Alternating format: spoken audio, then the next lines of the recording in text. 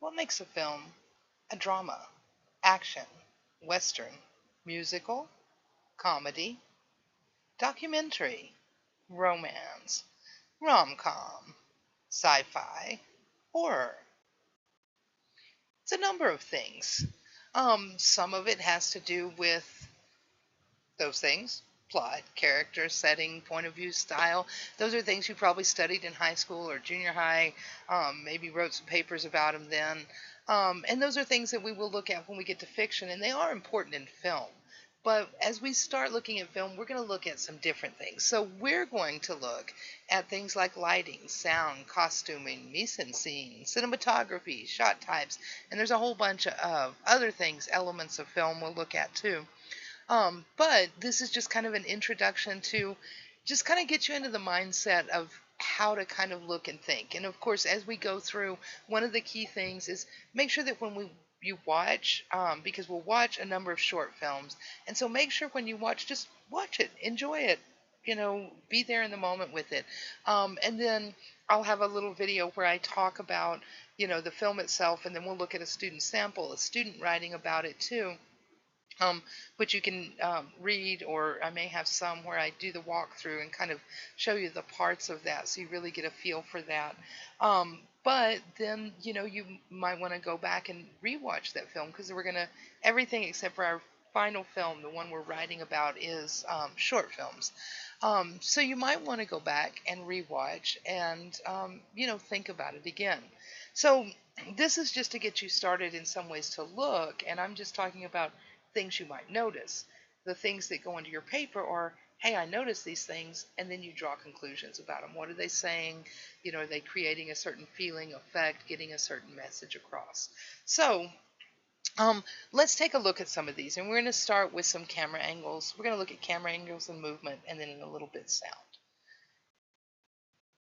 So this is a beautiful, lovely scene. Notice that the person's walking here, that the camera is also moving too.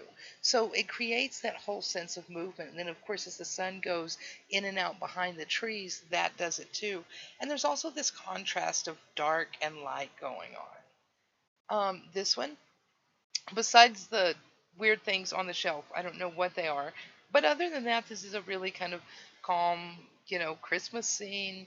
But everything else is still, too. The camera's moving here, but everything else is still. Where in that first one, we had both the camera and the person moving, and then that sense of the sun moving as well.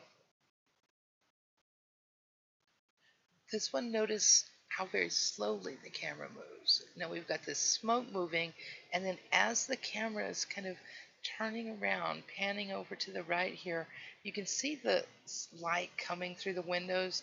And at first it feels like a small space, but at this point, once the camera turns around and we get that full view, we realize it's a big space, but it also feels kind of tight in a way. And part of that is where the camera is positioned, but also because we have this sense of this kind of rectangles and kind of close to the walls, and it almost feels like that ceiling's lower. So a number of things kind of going on in there to create a kind of feeling of the space itself. And this one, I mean, you've seen, how many shots have you seen like this where the camera pulls back? It's this crane shot, probably done on a helicopter, at this big a scale, where we get that whole sense of the land. And notice, boom, right there, those trees go to grayscale, and we get that sunshine that's even brighter, that sunrise or sunset. But it gives us, what it gives us is deep space. When we can feel, when we can see at far distances, that's deep space.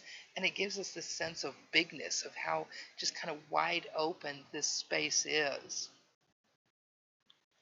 This one's another one, kind of like the rectangle room, or even very similar to the Christmas tree one, but it's this movement again, and you can see how, that movement around that window with the sun gives it a certain feel, but also the fact we can see off in a distance, and it's almost kind of like the camera's almost taking us around the house. It's very close, but we don't quite get there. This is a pretty typical nature shot. So we have this bush. Everything in the back is all blurred out, but we get this focus on this bush, and we can see, we know the wind is blowing, even though you can't see wind, well, unless you're in the desert and there's dust in it. But here we can't see anything, but we see the wind moving the bush. So we get that. That's called index. A lot of critics will talk about index. It's that anything you see that gives you that feeling of, okay, it's hot because someone's sweating. It's windy because the leaves are moving. Notice where the camera is. It's like almost on the ground here. And we can see back, and as these people are moving away, they're moving down the road, and it's that perspective. And again, we get distance, but we can see probably as far as we could in the one with the mountains and the trees where the camera pulled back. But this one feels so much tighter versus that one when we're up in the air, when we're away, when we have that aerial view. It gives us so much space and so much more room. So again, it creates different feelings. I'm sorry if you're afraid of spiders and I made you scream. Part of why you scream is because the spider is so close. Because the camera is doing a close-up, it's more intimate. And that's what close-ups do. But also notice how the spider was the only thing that moved in this. The camera doesn't move. There's nothing in the background moving. So with that close-up and that spider moving, it is much more a sense of that reality and that intimacy, that closeness in a way. And this one's interesting because we know what everything is, but it's got that slight blur to it and that slow motion. So that creates a whole nother emotion and feel. What would you call it? Yeah. But definitely a sense of kind of, is this reality or not? We can kind of see, but not quite. So all of those are doing something. This one is very much very reality. Notice how she's very centered in the middle. We really don't, or I at least focus mostly on her. I mean, you can look around the room and see these things, but the eye keeps coming back to her. It's also a very natural light. And also the camera is, also kind of lower. Not, well, notice when she stands up, the top of her head is out of the screen. So the camera is at this lower angle too. Um, so all of those have some kind of interesting things in terms of what's going on in terms of the movement, where the camera angles at, where it's focusing, whether it's moving or not. And all of those are things that can kind of create feels. Think about what kind of emotions those evoked for you. And, and a lot of it has to do with what we've seen in other movies before, because we kind of rely on that in terms of it sets us up to see that. We're used to seeing it, so we get used to it, and we see something in a certain way, and we just register that emotion. So now let's take a look at some of those clips with some sound in them. And I want you to think about kind of how does it change them?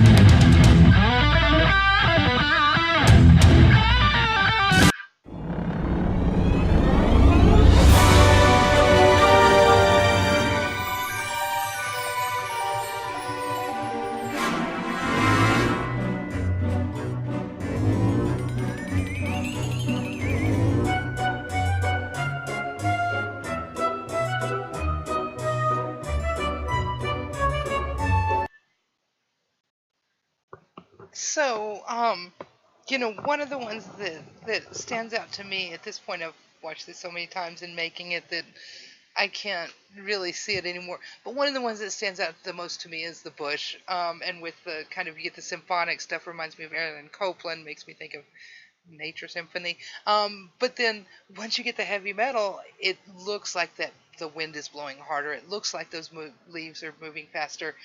And I didn't change the speed. I didn't trim it or cut it or speed it up or anything. This is the same clip three times, which is three different versions of music. And so in any of them, you may have noticed, of course, I mean, there's these, a lot of this kind of music is that some kind of music that we do get in movies, and that because we've seen it so much, it signals us to feel this way, to feel afraid, or this, or funny, or whatever it is, or we have certain associations and stereotypes of certain musics.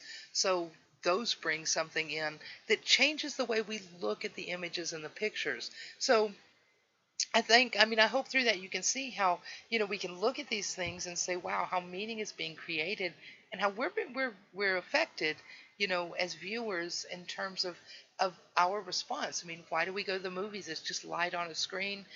We know it's fake. We know actors get paid ridiculous sums of money. It's arguable wherever. But they get paid quite a bit of money to do this thing, to get up in front of us and do this thing that isn't real. Yet we can be moved to terror. We can be moved to laugh, to cry, to say, "Yeah, me too." To see something we've never seen before, and feel like we understand it at least a little bit. I like to say I've never been a soldier, but I can watch Branded Brothers, and there's something very much where I don't know what it's like, but I can imagine. I can put myself in somebody's shoes for a moment. I've never been a Scottish junkie, hallelujah, but I can watch Train Spotting and see a glimpse of what that is like. And so, film, and this is true of literature, whether you're reading it or watching it, but, film does that, and it does that through more than just people standing up in front of us and saying the words. It has to do with all of those little things, from, of course, how good their acting is, to their costuming, to the sound, to the lighting, to how the camera moves. I mean, all of those things create that overall feeling for us. And so you're not going to write about all of them. You're going to write one paper, and you're going to focus on one or two things, and that's it. So when we look at this and you're thinking about those things, these are the, there we go. Nope, there we go. Are the basics of what we're doing. It is a formal essay, so again, everything we're writing in here is learning to write for teachers, for the formal kind of situation. So no I, me, my, you, your. If you say you, your, who do you mean? Viewers, us, actors, who are you talking about? MLA citation, so we're going to do MLA with this and with the next one. So we'll do an MLA format assignment, so you'll get that format down right before you're turning in your essay. And with the citation, since you're only citing one source, and whenever you just write a paper with one source, once you give their name, you don't have to give that again in the in-text citation. So with MLA, it's just author and location. We don't have that date in there, just author, location. And in MLA, with movies, we don't have to give like the timestamp, like 1 minute and 25 seconds or anything like that. So really on this, your only citation will be your works cited page, what your references page in APA. In MLA, it's called your works cited. So the citation will be pretty straightforward. It'll just be on that final page. Now, obviously, I have some things that still say we're writing it in class, and which my face-to-face classes do. Obviously, for the online class, we're not writing it in class, so no, you don't have to show up. That lets me know who watched the video. No more than 2 pages. You're going to write 2 pages, and then you'll have your works cited page, so you'll be turning in 3 to me. That second page doesn't have to be all the way down to the very bottom, but it should hit that second page in stride, a little more than 1.5. And then you'll have your works cited page. So what we'll do is we'll read about film techniques, we'll watch films, I'll talk about them, explain things to you, and then we'll look at essays, student essays about films too, so you can get an idea of what's going on there.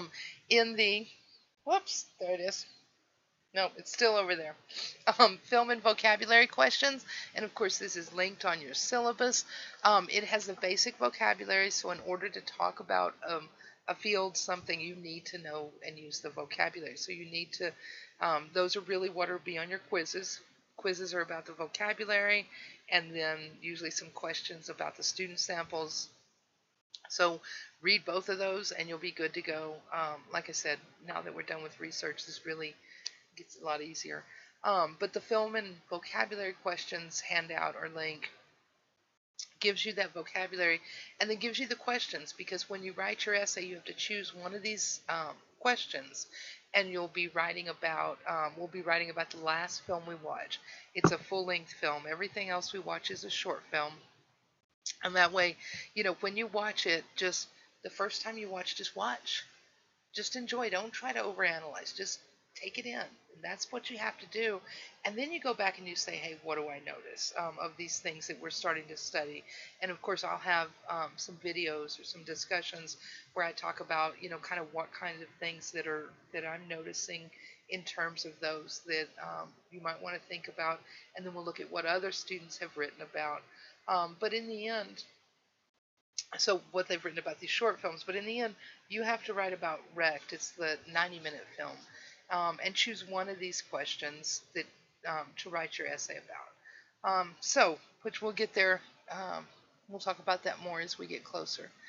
And then, of course, writing down the basics, and that, I know where that link is, right down there, and of course it's on your syllabus, and it's on my website.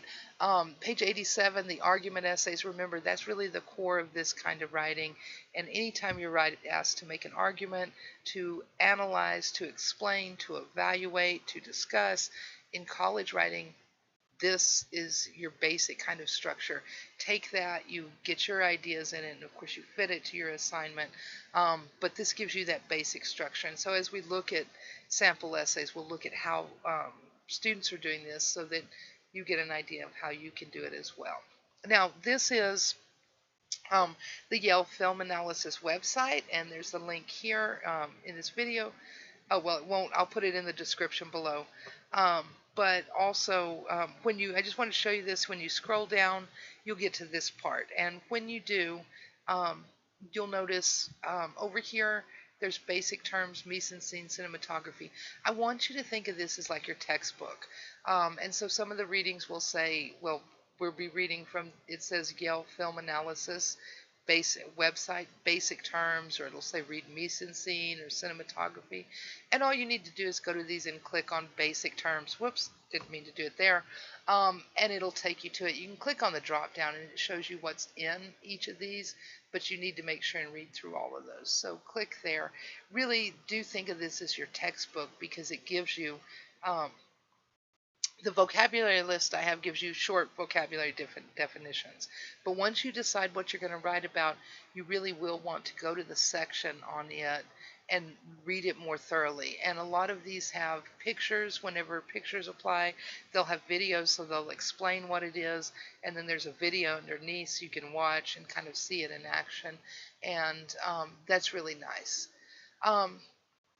So some final thoughts. Of course, we'll watch films. So we'll watch a bunch of short films, watch a number of short films over the next couple of weeks, and then we'll write about those. We'll talk about them in discussion, some things like that, and then and look at student samples, look at students who have written about them, and then we'll get to, and so in the short films, I want you to remember the literary caveat at the beginning of the syllabus, the semester in the syllabus. We are adults and students of literature, and so we talk about adult things. There is no pornography. We don't go there, okay? There is some kind of funky, disturbing stuff. A couple last of the short films are just kind of, odd. But there's a method to the madness, and so I will explain to you why we are watching those. The feature-length film that you'll be writing your essay about is 90 minutes, and it's, I wouldn't say, not little kids. it's called Wrecked, and the guy's in a car wreck. So there's that. Obviously some damage. I think he lets loose the F word a couple of times, and I know some cuss words. Um, and there's a gun. So a couple of guns. Um, no bloody, gory violence. Though he is in a car wreck. Okay, so there's blood from that. So anyway, there's your warning in terms of if you're thinking about, as you're watching, if you have kids around, decide where you watch. The short ones, the longest, there are a couple of them, 2 or 3 we watch. They're like 20 minutes. A number of them are like 6, 7 minutes, like that. So then that's spread over, like I said, next 3, 4 weeks. So as we go through, I'll give you the heads up in the what's going on that I do on Mondays. And make sure and check those out. If you haven't been, make sure that you are, because that's part of the class too, and I'm really getting you stuff you need to know on a weekly basis. Anyway, you want to think about kind of how these techniques are used as we study them and we read about them. And that's really all I got for right now. So take care. Trust the process. Remember, we do it step by step. This is just kind of a big overview to get you centered in it. And as always, as we go through, ask me questions, email, call me, and take care.